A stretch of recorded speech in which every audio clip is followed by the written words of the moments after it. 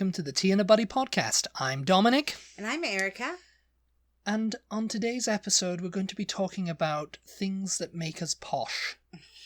Things that make who posh? Well, us, because we're very posh, aren't we? No, I mean, what makes poshness a thing? Yes. What makes someone posh? That was my We're going to be getting to the bottom of this. That was my big question. What exactly is the definition? What are the qualifications? Yes, qualifications. For being posh. Yeah. And we don't know, so goodbye. No, it's one of these things there's like, I mean, I don't know how it's defined over here, really. Well, no, that was my... Because, I mean, you wouldn't really think, that guy's really posh, isn't he? No. You never have that. No. Yeah, it's something to do with the class system in Britain. It's definitely a class thing. So here was my question then. Yeah. Would anyone in America qualify as being posh? I don't know. Who would you consider, or would you consider anyone in America as being posh? And if not, then then why, Because poshness in Britain, it's defined in several different ways. Because sometimes it's just based on the accent alone, It's based on the accent alone. If you come in and you're like, hello, I'm James St. John Smythe from Oxford, and I've come to say hello to you today, and like, oh, that guy's really posh because of his accent, Because hello, my name's Robert, and I've because we have a family friend, don't we, that has sort of that accent, and I don't think I would consider him posh, but he definitely could play the part. Posh. Yes. Hello, I'm a very important man. Oh, I love listening to him talk because he's got a accent that's very posh, and it's very it's just like, yeah. And I mean, there you go, like, if you're like, it's like, oh, that's that posh sounding But he's bloke. like super liberal, and like, I don't know, would you consider him working class? He's pretty, working class, definitely. I think he would identify himself as that. But he's from Oxford. He's from Oxford. So he's got that accent. He's not from Oxford itself. He's from Oxfordshire. Oxfordshire, yeah. Yeah, I don't think he's actually from Oxford itself, but Oxford Town. But really, it's like you have that sort of accent in Britain, and you're posh. Whereas over here, it's like people wouldn't really consider him posh, would they? They just consider him British. Yeah, I guess so. It's like, this is a stuffy old British man. I mean, I think it would depend. There. Where's my cup of tea? I think it might depend on how familiar the American is with the British accents and the class system, and the fact, and poshness itself. The fact that there is more than one accent, and I guess so. I guess the class system, yeah, because they would have to associate an accent with a certain class, I suppose. But okay, so then by those standards, no one in America is posh then, because no one over here speaks like that, I mean, you'd have to have a sort of like weird kind of, it just doesn't exist over here. It's a class system thing. So what would you call then someone like in America, in let's say the deep South, so like Georgia, right? And their family were original colonists. Yeah. Or original settlers, whatever, because I don't know, Georgia, was it a colony? Posh. South Carolina, North Carolina, whatever, Virginia. Let's say Virginia then. Virginia colony. Their family goes back as old as America, right? Yeah. So does their money. They live in a big grand house. But they have that grand ranch style house. But they have that kind of deep South accent like this, and they have they have more money than God.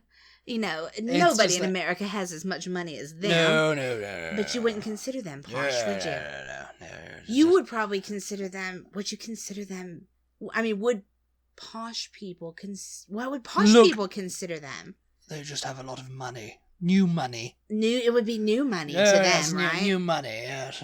Just for the fact that they're American? Maybe, yeah. I love how you're like all squinted and you're in this character. New money. New money. I don't agree with that at all. Don't agree with it. So that's at all. They made really, money on the backs of people, and that's really interesting because I think that people in, like a hippie in, California or, Colorado or somewhere, Washington, I don't know what they would consider that person in Virginia with the big house and the old money. I don't know. It wouldn't be posh because we don't really use that word. Rich. Just rich, just old money. Rich old money, I guess. You would just say old money. Oh, they're old money, I guess. Yeah, I mean... I don't know. Upper class? I don't know what upper classes. I don't know what we yeah, call I mean them. it's mainly to do with that. That's like if you're a toff. I mean, the thing is the class system obviously does exist in America, but it's just not acknowledged at all, really, because there's some people who go, oh, Britain doesn't have a class system anymore. I don't know what you're talking about. And it's just like, it clearly does. Yeah. It's usually people who are privately educated and come from money. Yeah. Daddy buys them things, and mummy buys them things, and they're sent to boarding school. They're sent to privately educated. They're privately educated at Eton or Harrow or whatever. Yeah. And they've got they just have money, and they don't know they just take money for granted. They've never had to earn it. Yeah. Is another, which is what they lump the royals in as, they're born privileged and never had to worry about a thing because, they can get away with what they want, Yeah. And I mean, that's like upper classes, Mm-hmm. And they play rugby and all this kind of stuff, Yeah. And, yeah, I mean, and they talk like that, they talk in like a very posh accent. Yeah. It's, might not be, might not be, like the Queen speaks, Yeah. Hemel Hempstead and all that kind of stuff, Oxfordshire. Yeah. But, it's still posh enough that it's not like a common, like, hello, mate, how's it going, Posh here, the way you're describing it, basically just means... money. No, means educated. Right? Because educated at Harvard, or they pronounce everything correctly. Correctly in quotation marks. Correctly. They pronounce things the way it's supposed to be pronounced according to the dictionary. According to the dictionary. Right. Which has advised me to pronounce this way. Yes. So you found a funny article. I found a funny article. 22 signs that you're posh from theenglishpaper.com. And number one is, the correct pronunciation of every single word in the English language. Oh, there we go. Yeah. And that's, oh yes, oh no, don't say it like that. Yeah. You say Kenya instead of Kenya, Yeah. So you're going to Kenya. But is that correct? I mean, if you look it's not correct, it's just an inflection of the posh people. Right. Those posh upper class people. Because I think sometimes the way they pronounce things is not necessarily the correct way. Oh, yes. We're holidaying in Kenya and we want to go to shoot some elephants today. Oh, Oh, God. Oh, it's a jolly old Don't fun day. talk to me about shooting elephants. Get out. We don't do that anymore. We're not allowed to. Oh. Yes. But yeah, okay. So and that's usually, what we were and just they're usually about. wearing a pair of red trousers.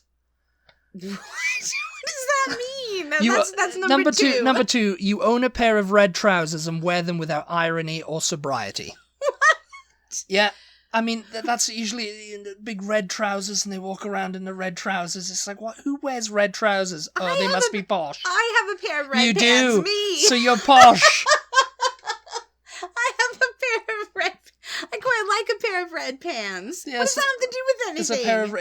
It's like a red, trousers that look like the red coat material.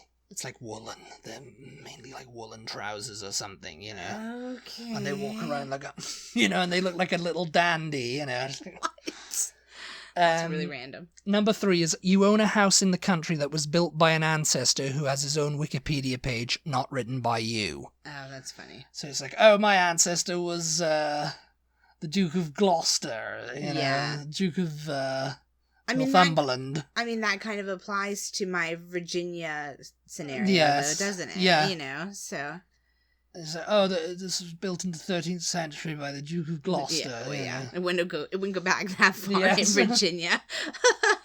By the Duke of Gloucester, yeah. Number 4 is you were privately educated. This one is non-negotiable.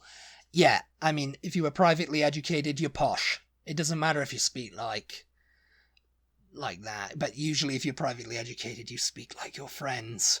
And you're like, hello, how are you? You know, hello. You know, you just... talking like a posho. Yeah, like a posho. It's a posho! So how many, you mentioned before Eton and Harrow. Those are just the biggest ones. Those are the biggest ones, you know, like, and it's funny because, you know, people think of Oxford and Cambridge being the only universities in Britain. Oh, yeah. You know, it's like, oh, yeah, all 2 of the, you know, both of them. Those are just like your Ivy League universities, yes, right? those are the ones that, you know. Do they call them Ivy League in Britain? No. It's just like, you know. I don't even know why they're called Ivy League over here, actually. Ivy League. It's just upper class. It's just posh. Ivy League, there you go. Yeah, that's your name for posh people. It's like, oh, Ivy League, preppy. Ivy League. Yeah. Ivy League and preppy, you know, they got money, so they... I guess so. Ivy League, yeah, that's... Yeah, that's your posho. Yeah, that's true. Your toffee-nosed people. And again, that has to do with education, doesn't it? More so than money, even. Privately educated. Usually if you can afford I to be grammar educated, school, and then I went to Eton. Yeah. Then I went to Oxford. And usually if you can afford to be educated at an Ivy League school, though, you do have money, so... Yeah. Not always, but... Number 5 is the shipping forecast is a powerful aphrodisiac. You know the shipping forecast? Yeah, we did a whole podcast on that. Yes. It usually comes on Radio 4. Why is that an aphrodisiac? Because they like listening to it, you know, yeah. Because they're educated and they're nerdy. I was going to say something, but I won't. Number 6, you never wear clothing with visible labels unless it's from Tesco. What?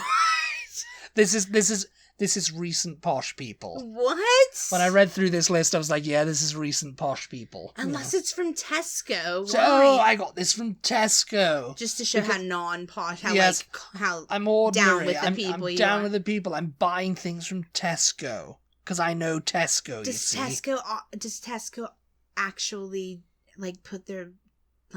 do they sell sweatshirts that say Tesco across the front? Well, visible labels, I think, meaning, label inside, I guess. Or maybe, yeah.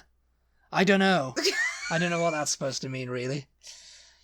And number 7, you advertise the fact that you like rugby and cricket. Oh, God, yeah. Let's go into the rugby. And, oh, yes, did you see the cricket? There's a test match on. There's somebody we follow on Instagram. Who loves cricket. No, he just posted today, oh, yes, finally, it's cricket season. It's cricket season. Oh, yes, cricket. And then he goes, and for those of you wondering, I got a duck.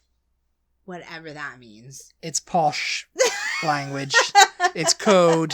It's code to other posh people. It's going to be something having to do with cricket, I guess. Yes, I got a duck. I got a duck. For those of you wondering, I got a duck. Yes, and they do that laugh after it. Ha ha ha ha. Yes, because it's a ha ha ha ha ha ha. What does it just remind me of?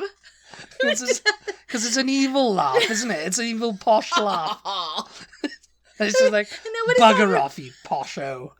Get out of my house with your duck. Who does that remind me of? Something in something we've watched something. Yes. Oh, all right. Probably the Windsors. Because, they're the archetypal posh people. They're playing them down as posh. No. Oh, it's, is it Blackadder? Maybe. Hugh Laurie? Yeah. Oh, Blackadder. Yes, and he's what like, a Blackadder. and then Queenie's just like laughing or something. Yes. I don't know what It's I'm thinking something. of, but yeah. So I got a duck. Did he really do that? No. It's like, oh god. I got a duck. Number 8, though, is but you know nothing about football. And the thing is, Harry Kane, isn't he a cardiologist on Harley Street? You know, they know nothing about football because it's common, and that's for the working class. Did we ever tell them about that, the football movie that we watched? Wasn't it a movie or was it a series? Oh, The English Game? Yeah. Julian Fellows wrote it. Mm-hmm. Yeah, I think we did. I think we talked about it.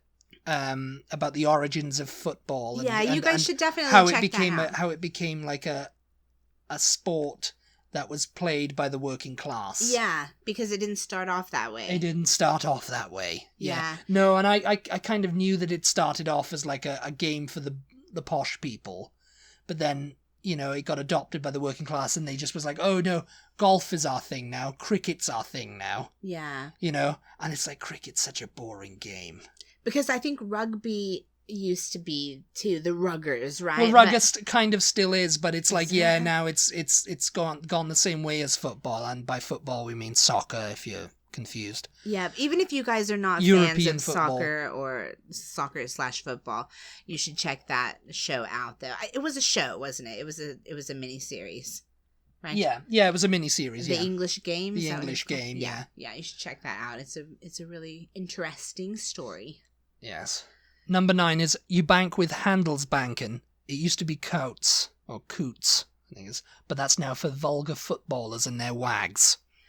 What? An upper class bank. You know, it's like Yeah. handles like people who've got money, you know? Yeah. And, you know, yeah, I've heard of like Coutts, I think it is, Coutts.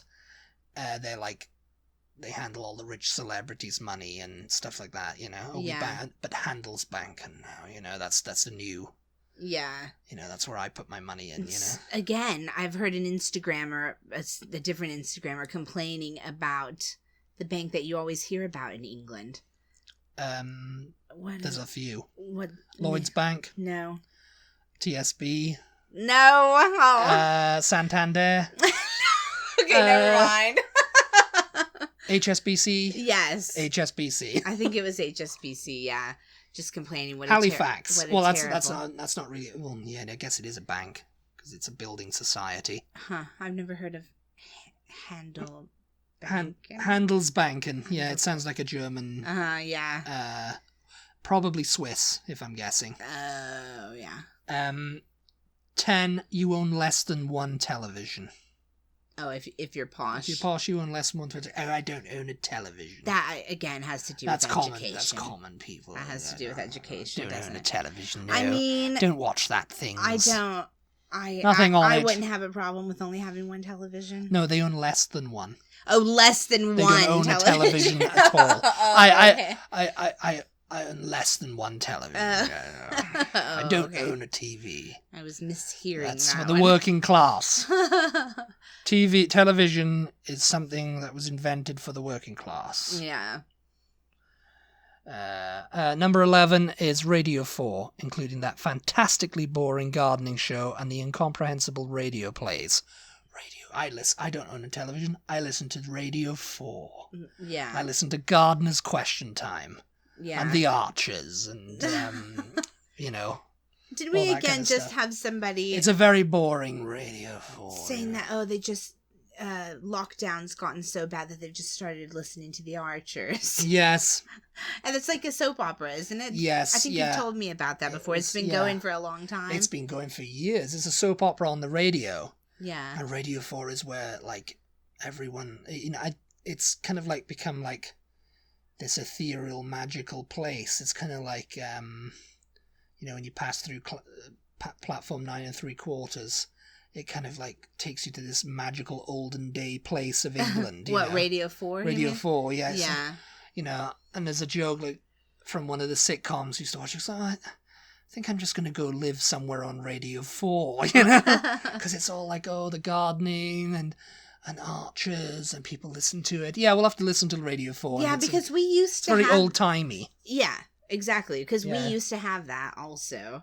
I mean, there was just an episode of Andy Griffith Show on not that long ago where Aunt B is like obsessed with whatever the soap opera is that she's listening to. Yeah. And she's like, and the show ends, she's like, oh no, you shouldn't take it, you know. And then Andy comes in, he's just like, oh, what's she getting up to now or whatever, you know. But yeah, that doesn't exist over here anymore. No? I mean, radio doesn't really exist like that anymore, I'm sure. Well, like that, no. It does in Britain.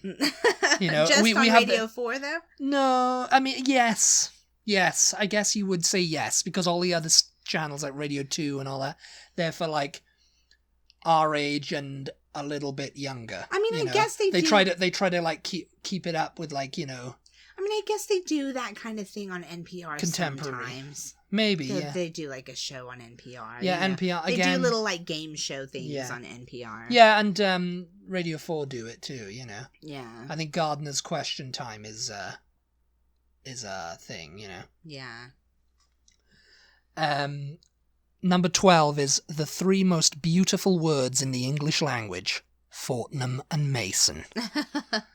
And that was where the Scotch egg was invented. It's basically like Harrods. A working class treat that was invented by a upper class thing. For the upper class to have a snack on their carriage rides. Yeah. You know, wherever they were going, it was like, oh yes, we invented this thing that you can wrap in a thing and you can eat it on the way, you know. It'd be fine, yeah. And now it's like, oh, that's a very common thing to do. Give it to the working class. It's very common to just pull a Scotch egg out and eat it. Just pull it Who out. are you, sir? Who are you? How dare you, sir? How dare you? And then you slap him with your glove. And you slap him with your glove. You just get here, have the glove, and slap him with it. Get my servant to slap you with my glove. You just wait there, sir. Number 13. This is the classic one. Number 13, you own a muddy old Range Rover whose interior is covered in dog hair that goes all the way back to the dog that died in 1972, the same year you inherited the car. I mean, this has got the royal family, and we were just talking about this in the previous one, you know, his Land Rover hearse. Oh, you yeah. know? Mm-hmm. The Queen likes to drive her Land Rover over the estates and stuff like that, and you know, they're dressed up in like tweed and, you know, they look like farmers, yeah, with the cap and everything like that, you know, and it's an old Range Rover. Yeah. They're driving, and it's so they say, been in the family for generations, you know. They say the ultimate most posh people act more like the most common people. They're the ones that are always covered in mud and muddy rain boots and like, you know, always have dog hair all over them. And yes. Number 14 is you never speak of money unless it's to complain how little you have. He's like, oh, we don't possibly have the money to do up the castle at the moment. You know, it's falling down. It's a state of disrepair. We just don't have the money to do this anymore. To be fair, it costs a lot of money to keep up a castle. It costs a lot of money to keep up a castle, and we just simply don't have the funds. You know? So now, stay there while I go and get my servant to slap you with his glove. For even suggesting that we might have money. Number 15, you own a jumper that's older than your wife. What is that all? It's a jumper that's been in your family for generations. They just don't like to get rid of things, I guess. guess. And it's all tatty and it's all like, you know, old and stuff, and they go in their Range Rover. And they drive around their estate, and it's like, we don't possibly have the money to upkeep this. And they look like in their holy jumper and their freaking muddy car. We don't possibly have the money. And I'm a lord. And I own, you know, this is my estate. Yeah. My 2,000-acre estate that I'm driving along in my muddy old Range Rover. Number 16. And I've never read the Daily Mail. The Daily Mail is... I've never gossip? read the... Yeah, it's the gossip. Okay. It's the gossip. It's the rag. I can never remember which ones are the gossip rags. And which ones are the actual newspapers. They're the ones you always see online now, because they've got the Mail online now. And it's just basically whatever crap they can think up of. Think up to make up, you know? It's like, oh... man doesn't have money to do up his castle, driving around in his... Oh, Lord Carnarvon is distraught, you know. Yeah. Lord Carnarvon's the one who owns Highclere Castle, and right? he and yes, aka Downton Abbey. Downton Abbey. But I mean, they've got the money now from the tourism from that. But I mean, how long's that gonna last now? Because I mean, Downton Abbey's been off the air for a few years now. So yeah, they've got to think of another place to, you know, they've got to think of another movie to or series set there. And this is another number 17. You own a pair of wellies that are so permanently in mud, it's no longer possible to discern their original colour, green. Yes, they're walking around in their muddy, yes, and they're driving around in their, you know, it's like, this is what, you know, they're a posh person. Yeah. And they're just like, oh, don't have the money to do this. And they're always like, oh, where's my dog? Where's Pippa? Where's Pippa? Oh, there's my dog. Yes, you know. Yeah. And you know, it's got the flat caps on. And they're just like, oh, you know, they just look like an eccentric. Yeah, they do at the end of every sentence. I don't have the money to do up the castle. And they, you know.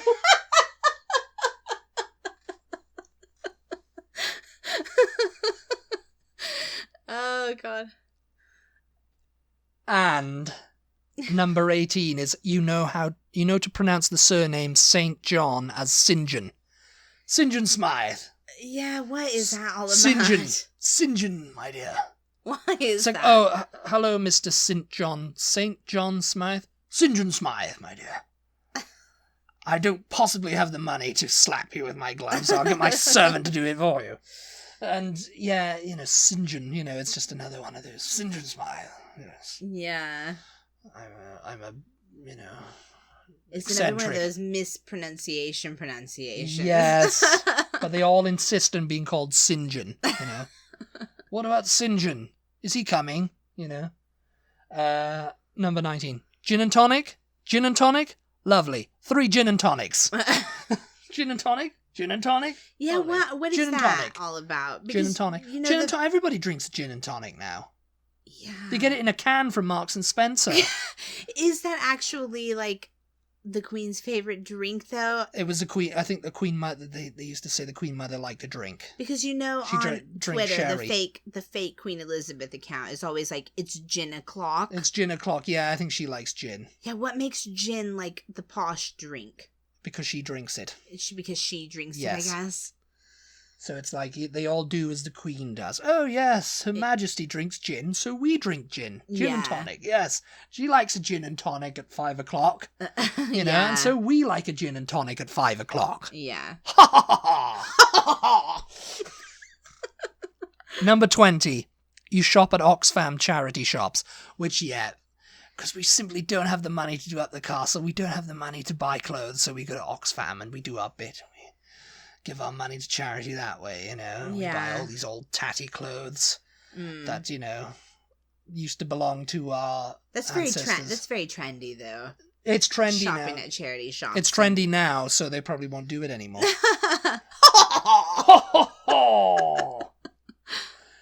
Number 21. You spend more on Lily's kitchen dog food than you do on your own food.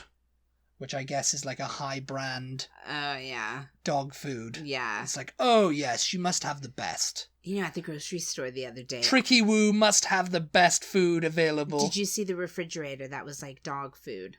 It was like in the refrigerator. It's in the refrigerator. It had its own refrigerator. I think it was just one brand, but it's like $12.99 for one can.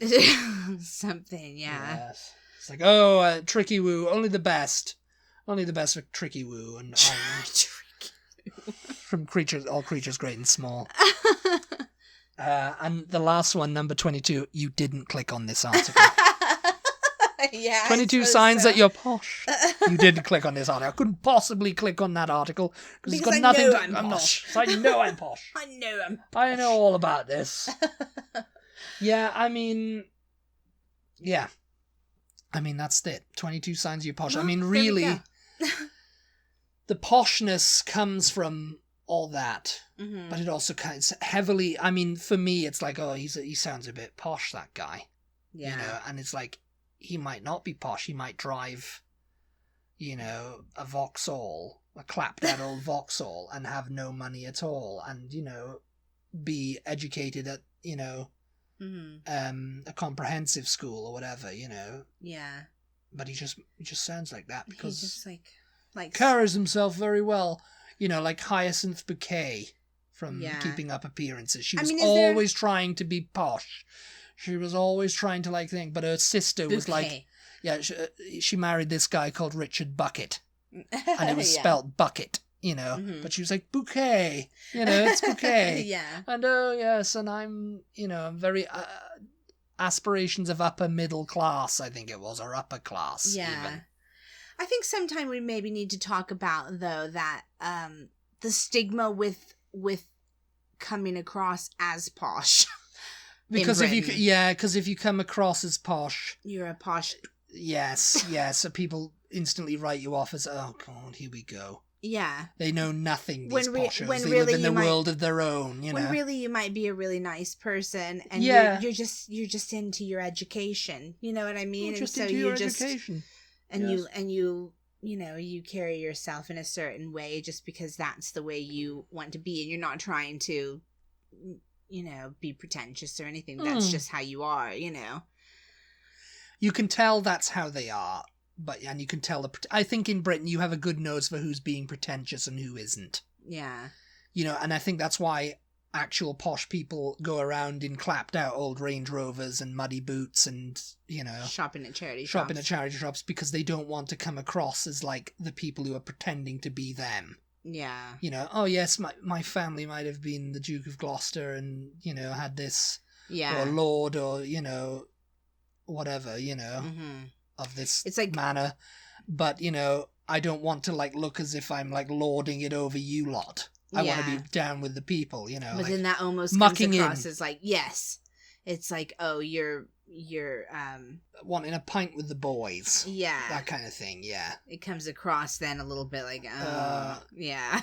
You're trying to be one of us, but you're not. Yeah. You know. Makes it even more clear that you're not then, because, you know. You know, it's like you like to hang out with your common friends, but when it, you know, it's like, oh no, it's the Queen's Garden party this afternoon and I have to go there, you know, and it's Uncle Pongo's polo match. Uncle Pongo.